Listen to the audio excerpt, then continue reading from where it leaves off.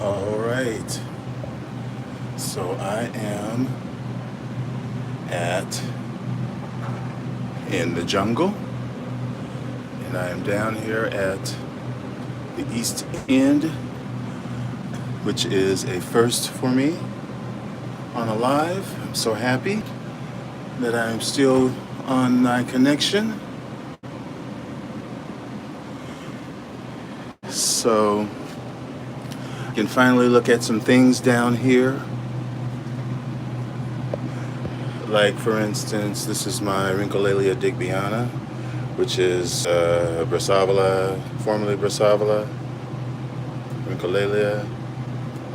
It's a Mexican species, and this one has been a very slow grower for me. Kind of struggled initially. I believe this was the plant as I received it. Then it put out this growth that was okay, but not the healthiest growth. Then it put up this growth, which, well, hey, Mick. Then it put up this growth, which the leaf lost its leaf when it was trying to mature. And then last year it put up this growth, which was considerably stronger than any of the previous growths under my care. And then it put up these two growths late in the season. Probably should have started to put up its growths before the fall, but that was when it started, and you put out some roots. But still, it was late in the season, so it has continued to grow this winter, this fall winter. Most of these plants, as I've said, are in dormancy, or I really haven't figured out what to do with them. Some of them are recent remounts, well, recent as to the fall season. So I had mounted this Cattleya here. This is a new acquisition. I had mounted my Dendrobium thistleplurum in the summer season. This is this season's growth, and there's another growth from this season too, I think maybe in the back of the plant back there. But again, these plants get a dormancy in the winter, no water, higher light, cooler temperatures. Same as the one right next to it, which has some buds on it popping out. That's my Stardust Firebird. That's, I think it has some unicum in it, but it's kind of a Nobile type.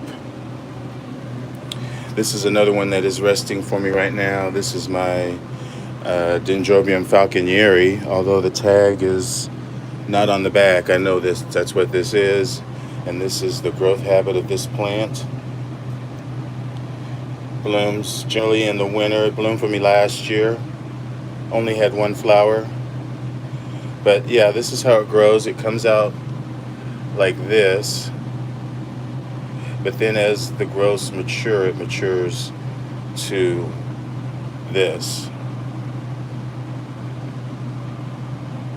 And then it gets its flower spikes off the side, similar to like what this is in the wintertime after a cool rest. Can't remember which month this one bloomed, but it was after the new year, maybe February. And this is my superbum, my Angraecum viburnum superbum, which has buds formed on them. Still a long way to go on that. Last year I had 4 spikes on it. As you can see the spent spikes, and there's another one up here. And this is my struggling Daichia glauca. You can see the other growths did not make it, but this one is still growing from the top. So although the bottom leaves, there is some yellowing there, I am hopeful for that plant. This likes constant weather, constant moisture. That's why it's sitting in that cup. likes constant moisture year round. It gets nice white, very fragrant flowers from the flower axils, or not the flower, the leaf axils. Did bloom for me. Very sweet, fragrant flowers. What else? I thought that this Brassavola was going to bloom for me. What I thought were sheaths on the plant, like for instance, this right here looks like that could be a sheath. This is a species, I believe, a species cross, Gardneri, Valley Island crossed with Gardeni, I'm sorry. Yeah, Gardeni. That's a species. These are just some Paphiopedilums that are sitting on top of my humidifier. Back over here, this is my pretty big Dochrilla schwannina that bloomed for me last year. Really nice, a long period of bloom, lots of flowers. It was sitting over around the corner there, but I figured, why did I move it from the spot where it was last year when it bloomed so well? So I moved it back over here. Hey there, Kathy. Hopefully you all are having a good weekend. Finally made it back here to the east side of the greenhouse, and my Yuchao citrina is not looking so hot. The latest growth, still pretty hard, but the leaves are yellowing. I don't like the looks of that. There should be a sheath in there. I mean, because that is flowering size. You can see that it flowered previously. Yeah, and this is my Dendrobium. Which one is that? Cannaliculatum. That's a species. That is resting now, but it should be putting forth its spikes soon. It had numerous new growths which are on the back side of the plant. I've placed some of these here carefully so that they don't get too much moisture, just some misting, along with my encyclias that are still maturing their newest growths, and some Cattleyas here. That's an encyclia, and this is my Colostylus falcata, which generally likes to rest. Well, they're not all looking so great.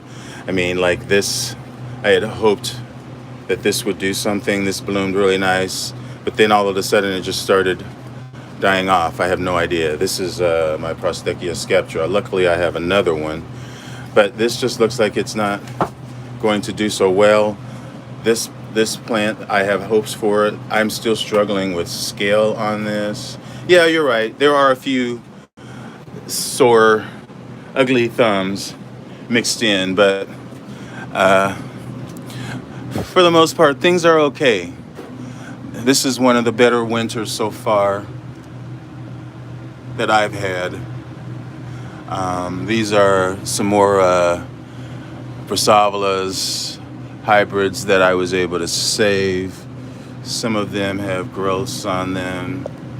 Yeah, I know we do, but you would think after me growing orchids for 30 years that I would have learned something by now.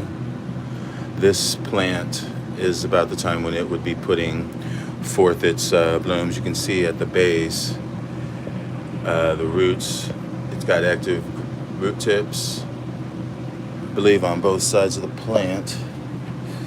Yeah, there's an active root tip over on this side as well. Over there, that's an active root tip. It has 3 new growths. This is a new growth, but I don't think there's a sheath in there. These generally bloom from a sheath. This is my chocolate drop crossed with Skinneri, Cattleyas Skinneri, which is very nice hybrid. These other growths, they don't have sheaths in them. But you can tell that this is the time when it would be putting forth its sheath, because the plant is showing the signs that this is when it would be pushing out. So maybe next year Still no movement inside this. This is my Guarianthe Cattleyas. Well, it's Guarianthe. It's Guatemalensis.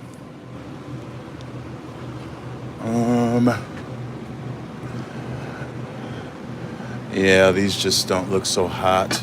I know this dendrobium back here that grew so well for me, and then once I lost this growth, this was this year's growth, and it stayed outside too long, got water as it was maturing, and then of course, you know, it got soft and it rotted, even though I tried to stake it up so it would harden off a little bit. It still put out another growth after that, and it did mature a little bit, but it's not that healthy of a growth. It doesn't feel like it's healthy to me. Yeah, but you're right, Kathy. For the most part, things are okay. Looks like I might still end up getting some blooms off of this. That spike still looks like it's viable. Sorry for the light. This spike looks like it's dead. Well, it is dead. But the one next to it, there's green. It's green. Even though it looks questionable, yeah, it's still green there. That's a Laelia canariensis. Laelia canariensis. Yeah. But yeah, and this is the same thing. These are just some of my encyclias that I have here under this LED. Same as on this wall. And up here. I don't show these that much, but they are here. It's my new acquisition. That's my Silogene usitana. I don't think this is doing anything yet. If Denise is here, I'm not sure. If maybe she'll watch this later. She had expressed interest in finding one of these plants, which is my Epicatleya Francis Dyer. I found these. They have them at where is that? Just ordered from them. Shoot. You know what? I'm gonna have to, if I don't think about it, remember it. Before this video is over, I'll put it in the description for Denise.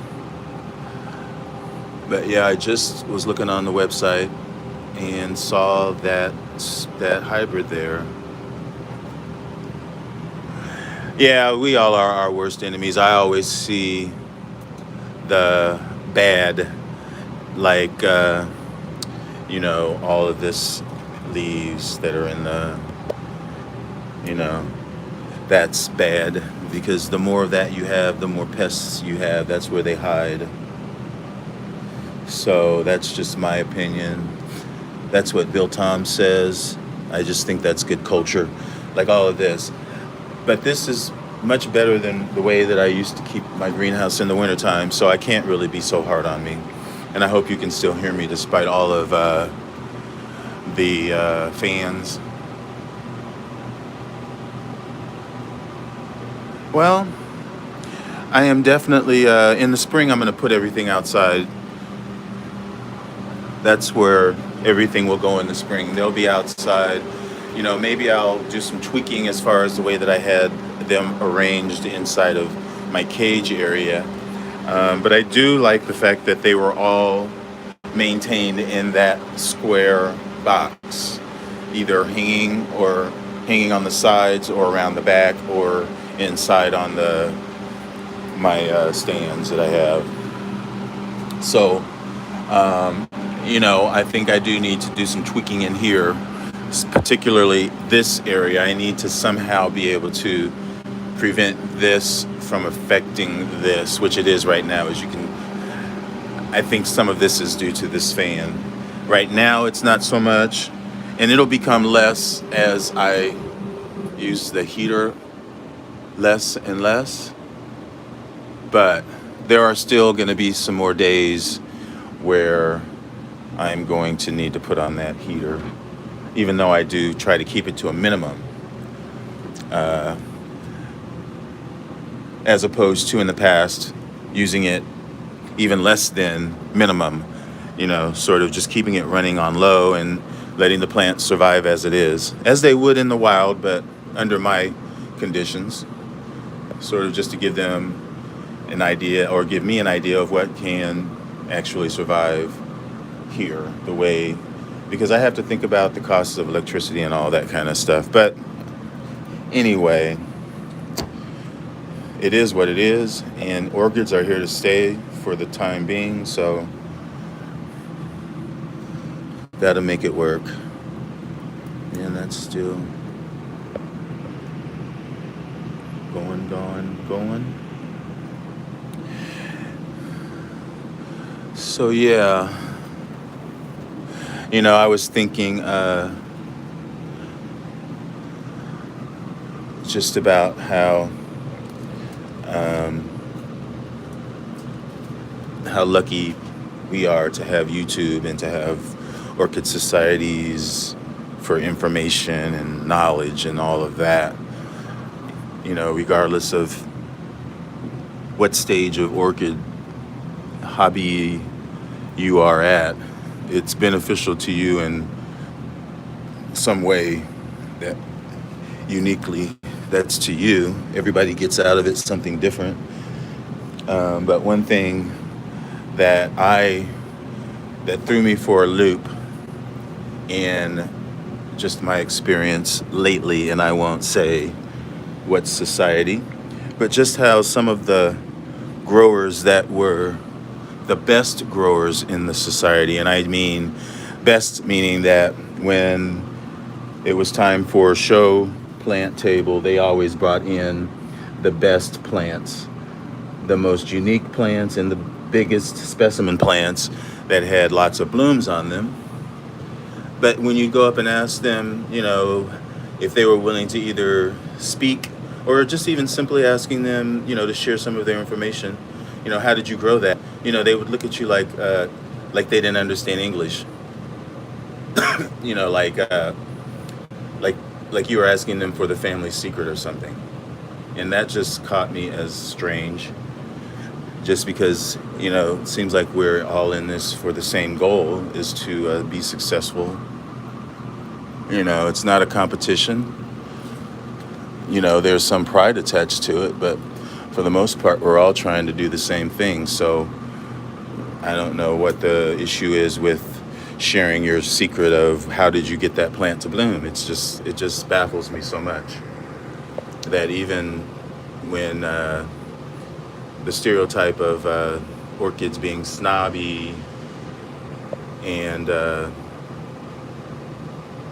exclusive, that even that stereotype gets broken down, it still maintains in some circles that era of exclusivity and secrecy, and it's just baffling to me. But that's just my opinion. That's just my experience. I'm sure that it's not every orchid society, that's for sure. But it just baffles me.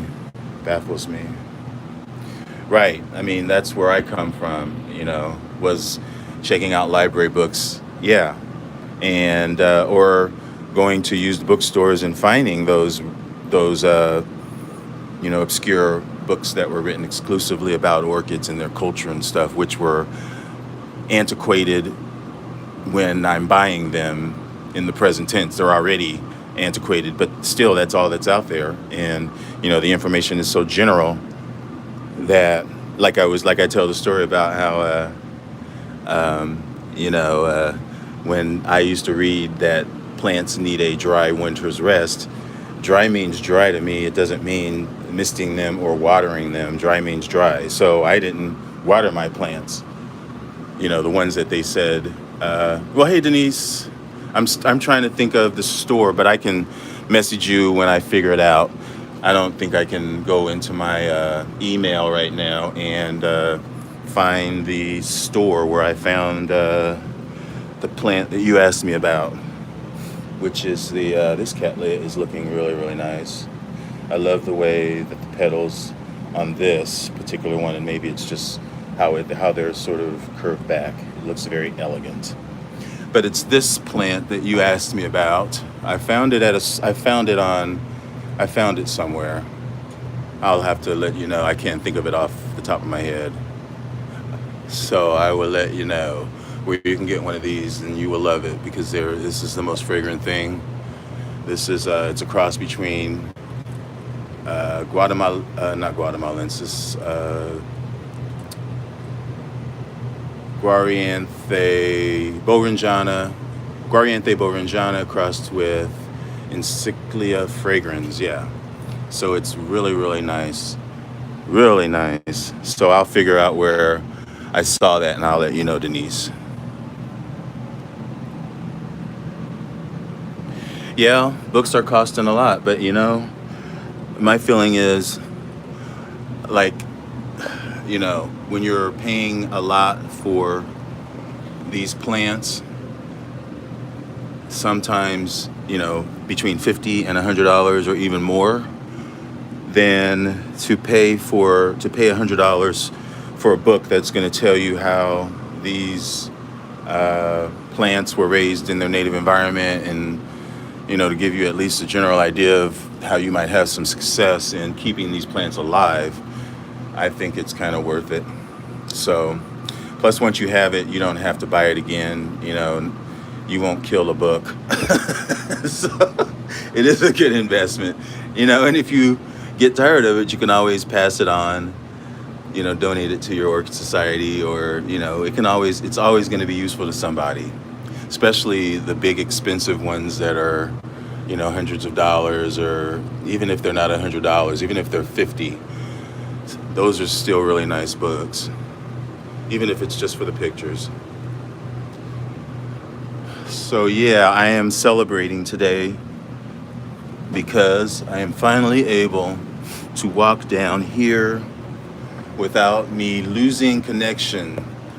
So this is a special day. We should be having a toast. Even if it's just a toast of coffee. But yeah, I'm down here in the East End today, which had showed off these buds initially. Yes, I am in the dead zone. And this is what I'm talking about, all this debris right here that I should be doing a better job of picking it up. Because if I don't, then the next time I come back here, another leaf will have dropped down, and then that'll be 11 instead of 10. And so, you know what I'm trying to say, it's best to just do it. Now, the floor is a different thing. So, but yeah, I have some blooms right here. This is just my nodosa. If it's still a spike, maybe it's blasted. But there's another spike that's here on my epidendrum, or encyclia, I'm sorry. That'll be a first time bloom. And finally able to show, this is my chocolate drop, volcano queen. Well, no, actually I just went out to Best Buy and got a Wi-Fi extender. And they had the same Wi-Fi extender that matched my router. And so it was more or less plug and play. And because they looked at me like I was crazy when I told them that I needed an extender, because they, my router is one of the best routers that they have. Well, I think it was the strongest one. So they were kind of confused, as was I, because literally on the other side of this wall is a little sitting room where I can get full-on Wi-Fi, and so I don't understand why just on the other side. But this is the outside of the house, and this is a brick house, so that probably had something to do with it. But even further that way, I've never had any issue with Wi-Fi from this screened-in porch, which is another screened-in porch. down there. Never had any issue getting Wi-Fi in that porch area,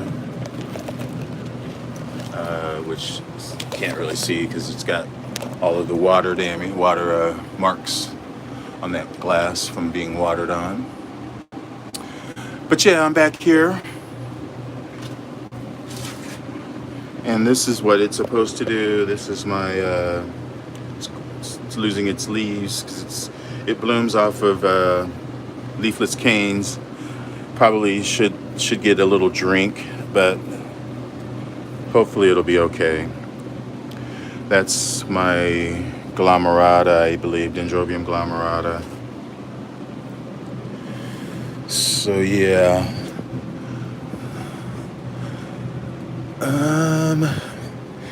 yeah, mostly just some paths that are back here, and it's getting fairly late on in the day, probably going on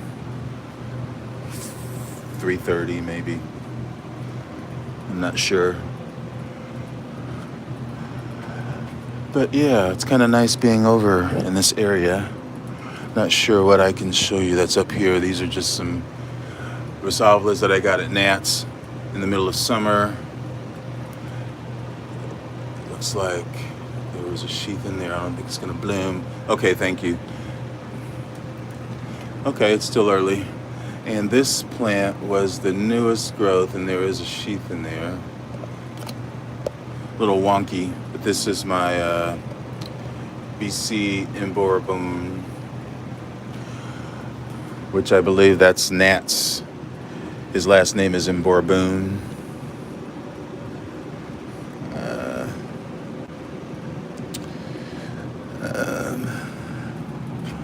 Marlowe's, not Marlowe's. I'll think of it in a minute. I will think of it, but I'll probably have to put it in the description. But yeah, I was happy to see that plant is available because it's really nice. And this spike is still progressing over there. Still, these are getting a little bit closer. Very slow. Very slow. And the cold damage is still progressing through the plant. Some of the leaves have fallen off because of it. Hopefully it's out of the clear of that. And this spike is still doing okay. You can kind of see the nodes where the flowers will come out of if it continues to progress. It does look like it's going to. Yay.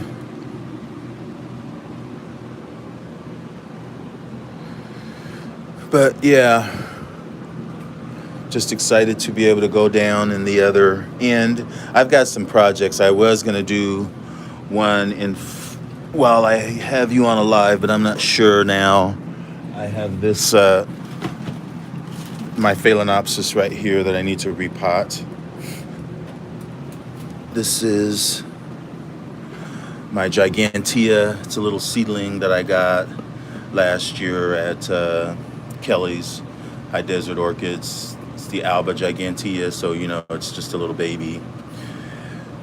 But I'm not sure what that is. It usually sits over there in that little brown pot, which gets a little water. Giganteas like a lot of water, if you didn't know that.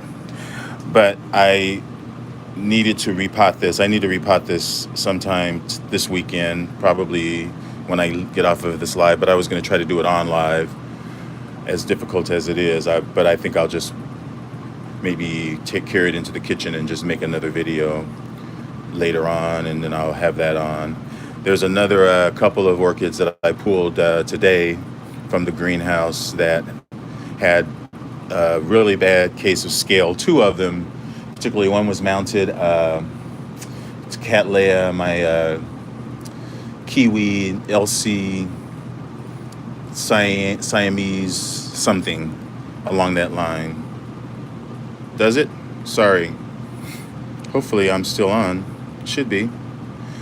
but it's my LC Kiwi Siamese something that is mounted, that has a lot of scale on it that I need to deal with. And then my Cattleyas, which one is that? It's the Reuben Salada, which is a Schomburgia cross. I have to deal with that. So those videos are probably going to be coming up tonight as well. So I'll probably have those, just how I'm going to get rid of that scale, and I'll just sort of, I won't take you through the process, but I'll show you the before and after and how I explain how I'm going to do it. So yeah, I'll just do that later, and then I'll post the video later on tonight. Really liking the way that those two spikes are progressing. That is a primary hybrid with really nice flowers that are this miniature plant. It's my Formosa Dream, Amabilis with lobii, and the flowers are very long lasting. So I'm really happy to see that. Really, really happy. And that is smelling really nice right now. So I guess 2:33, around 4, that's when this epidendrum cross kicks out the scent.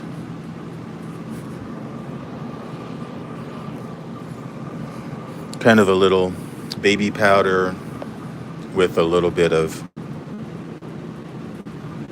musk in there. That's it. LC Siamese Doll Kiwi. I have to save that plant, even though I'm so tempted to buy another one. You know, anything with spots is good with me. But so often for me, those plants that have the spots are often the hardest ones to grow. Those bifoliates are just so difficult. They're difficult. Yeah, I'll show it. I'll make sure I have that video up later, because I have to deal with that scale, because it is really almost on the verge of being infested, and it's up and down the stem, and they're on. I think I got that at Norman's. They have them on Norman's right now, Orchids.com. And I don't think they're that expensive either. But yeah, I'd rather save mine, since it is established on my mount. You know, the roots are all over the place, but it has scale. Lots of scale. You will see, and you'll probably gasp. Thanks. I work on this, so you guys can hear me. I try to please you guys, since you're taking time out of your day, especially away from your collections, to focus on me and all of my green jungle here. Wish I could show you more flowers, but hopefully soon. Yeah, this did open up today. I am almost, this is the first time I've even looked at this, even though in the back of my mind, because I remember yesterday it almost being open. So this is my first look at this today, being that I knew that it was open today. And this is the anseps, my Laelia anseps. And you can see the plant is down here. Hey, Fernanda. So the plant's down here, and there's the spike. And here's the flower. Yeah, I'm just going to keep working with what I got. I'm patient, and hopefully one day it will get a hold of the mound even stronger, and will give me some blooms, because those blooms are just amazing, spectacular. There's something really to cherish. They really, really are. And I'm so happy to have it. Well, Denise, your collection is just like mine. You have a lot. So it's a little easy to be patient. Now this is a prime example of not being patient. If you were watching my video yesterday, you know that I took this down. just to put it on video, and I hung it up here to show it off, because at the time it had buds showing. Well, this is where the buds used to be, because what happened was what usually happens. When I brought this down, I forgot to even put it up. So of course, when I come out here in the morning, I just bump right into it and knock it down, and it falls right on the buds. And I'm pretty sure the buds were down here on the ground. When I picked it up, the whole bud, I saw the buds, and I was just like, okay, oh no, here it is.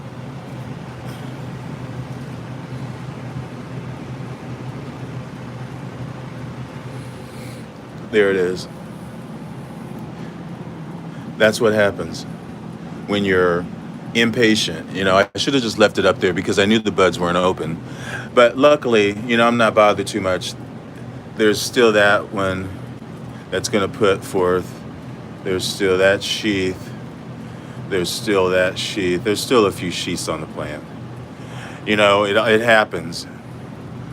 So, but luckily I've got more coming. I just need to leave it alone and let it be and not F with it too much. So that is my issue, messing with things too much. And I think I said that in my video that I made just this week about tips to growing orchids. And I think one of them I know was don't mess with your plants so much. Even though I wasn't messing with it, it was sort of careless. You know, I should have known to put it back, because I know that when I come out in the morning, I'm sort of just on autopilot, and I'm not really looking. I'm sort of just going to turn on the lights and not really looking what my head might bump into and knock off. So I did move this. Who's calling me? But I'm back live. And I appreciate everyone for being here. I really do. I really, really do. So this is still looking okay. This is my Angraecum Didiere. And these little nubbins, which have been nubbins forever, are still there, and they still look viable. At one time I had thought some of this brown over on this side that you can sort of barely make out, I thought that was sort of rotting on that right side of that green over there, but upon further inspection it looks like it's still an intact bud. And so who knows when those will push forward. They will take their sweet time, but you know, if they do continue to push forward, that'll be the first time that I've ever been able to bloom or get a bud to push forward on a Didiere. And if it continues to live, that'll be another feat. So maybe it was mounting this and making sure that they get watered in the morning. Well, hey Todd, I didn't see you come in. I've been just over here rambling. But I will prove it to you that I can now walk back here without everyone going haywire.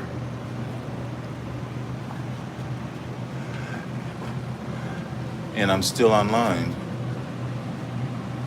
Yay.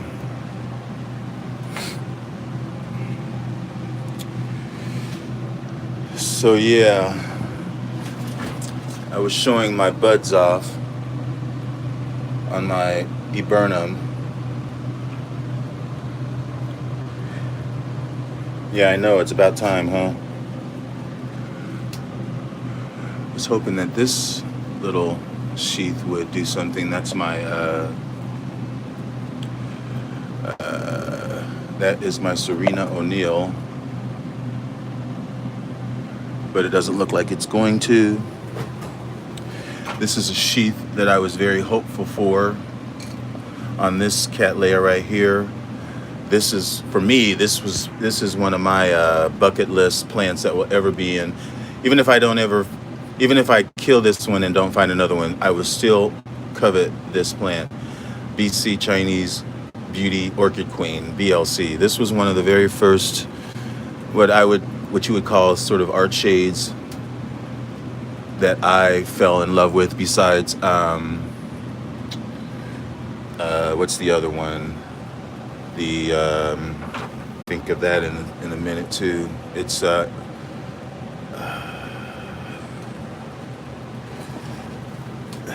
I can't think of that. That's one of my favorite, not tropical pointer.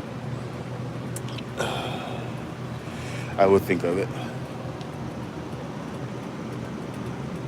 I will think of it. But yeah, those were the first two Cattleyas that really caught my attention.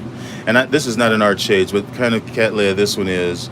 This is more of the Cattleya that has one of the very first ones that you kind of see a flush of color in the lip and the petals that is multicolored, that has some pink and yellows and some reds. If I go back through and edit this video, I'll try to put a picture of this because it is really, really nice. And I wish I could think of the other one because you'll know exactly what I'm talking about,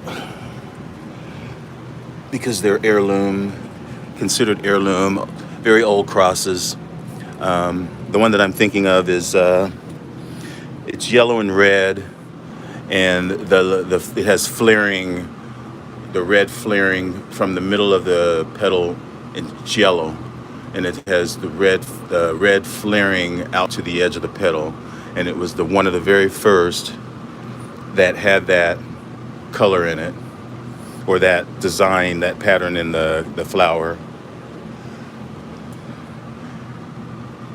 And I can't think of what it is, but it would be considered on my list. It would be a plant that I would love to have. I've tried it several times and have been unsuccessful at it, but I still covet that plant. And I can't think of what it is, and I know it's very common. I'm just losing my train of thought here. Switching from topic to topic too much. I'm starting to sound like I'm ADHD.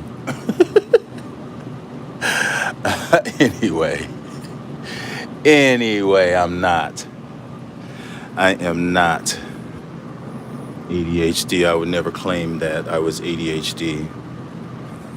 I don't understand why anybody would claim that. I know, anyway, I'm not going to say anymore. I used to work in the mental health field, and mental health is about being healthy, not getting people used to or dependent on their mental illness, or proud of their mental illness, I should say. But that's another topic for another day. And I am probably going to get to a game. I know there's some games going on, but I wanted to show you that I can get down to the other end. And I'm going to get to those videos, the descaling video, and I need to repot that this. So those videos will be coming. Well, you should. You should. Because that would be something that people want to see, because that is a big monster. Hopefully you're not froze.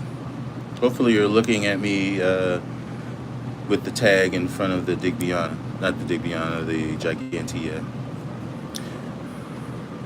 And now I'm showing my face. Hopefully you're seeing my face.